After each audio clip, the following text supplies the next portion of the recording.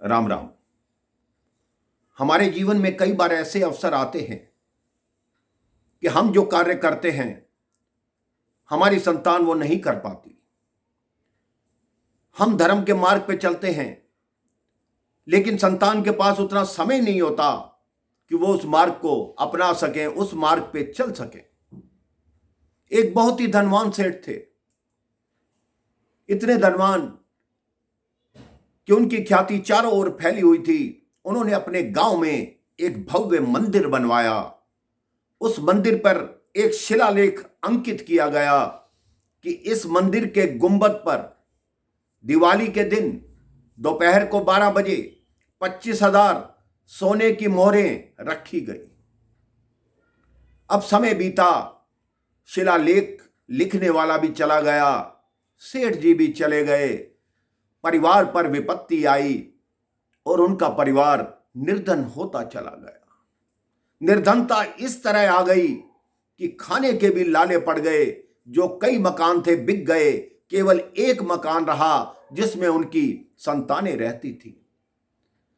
तब उन्होंने आपस में एक दिन निर्णय किया कि हमारे पिताजी मंदिर के गुंबद में 25,000 सोने की मुद्राएं रख गए, सोने की मोहर रख गए। अगर हम वो मोहरें निकाल लें तो हमारा जीवन बहुत ही अच्छा हो जाएगा। दूसरे भाई ने कहा जग असाई होगी, लोग कहेंगे कि पिताजी ने मंदिर बनाया और संतान उस मंदिर को तोड़ने आ गई। तब बड़े भाई ने कहा भाई जग असाई को देखें या अपनी गरीबी को देखें। बताओ अगर हमारे पास धन ही नहीं होगा तो हम बच्चों को पालेंगे कैसे और जिएंगे कैसे। मन को पक्का करके उन्होंने मंदिर के शिखर को तोड़ने का निर्णय किया और सारे मंदिर के शिखर को तोड़ने लगे। एक एक ईंट अलग कर दी लेकिन उसमें से एक भी मोहर नहीं निकली। धीरे धीरे करके उन्होंने सोचा हो सकता है शिखर में ना हो, इस दीवार में हो, इस दीवार में हो, फर्श में हो, कहीं मोहरें दबी हो। उन्होंने पूरा मंदिर तोड़ डाला लेकिन उनको कुछ नहीं मिला। वो मंदिर तोड़कर अपने सर पे हाथ रखकर बैठे थे। इतनी देर में ही वहां एक पुण्य आत्मा, एक महात्मा पधारे। उन्होंने कहा आप लोगों ने ये क्या किया? उन्होंने कहा हमारे पिता ने शिलालेख लिखवाया था कि इस मंदिर के शिखर में दिवाली वाले दिन दोपहर को 12 बजे 25,000 सोने की मोहरें रखी गई। तो वो संत बोले ये मेरे सामने की बात है, तुम्हारे पिता ने इसमें मोहरें रखी थी। तो पुत्रों ने कहा कि हमें मिली क्यों नहीं? तो संत ने कहा कि वो मंदिर दोबारा बनाओ, वो मोहरें तुम्हें मिलेंगी।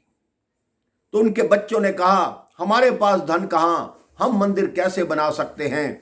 तो संत ने कहा ठीक है, कुछ चंदा मैं एकत्रित करता हूं, कुछ गांव वाले एकत्रित करें, वैसा ही मंदिर दोबारा बनाओ।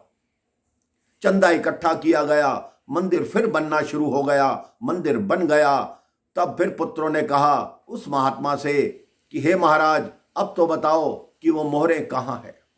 उस संत ने कहा दिवाली वाले दिन दोपहर को 12 बजे मिलेंगी, उससे पहले नहीं मिल सकती। वो संत उनको कहकर चले गए। सारे गांव वाले कहने लग गए वो संत तुम्हें बेवकूफ बना गए, तुम्हें कोई मोहर नहीं मिलेगी, कोई धन नहीं मिलेगा।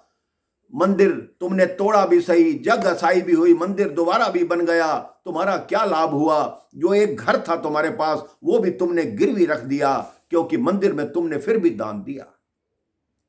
दिवाली से एक दिन पहले वो संत आ गए। उन्होंने सब भाइयों को बुलाया और कहा कि कल सुबह फावड़े और टोकरी लेकर तैयार रहना, मैं तुम्हें 25,000 स्वर्ण की मुद्राएं दिलाऊंगा। दिवाली वाला दिन आ गया।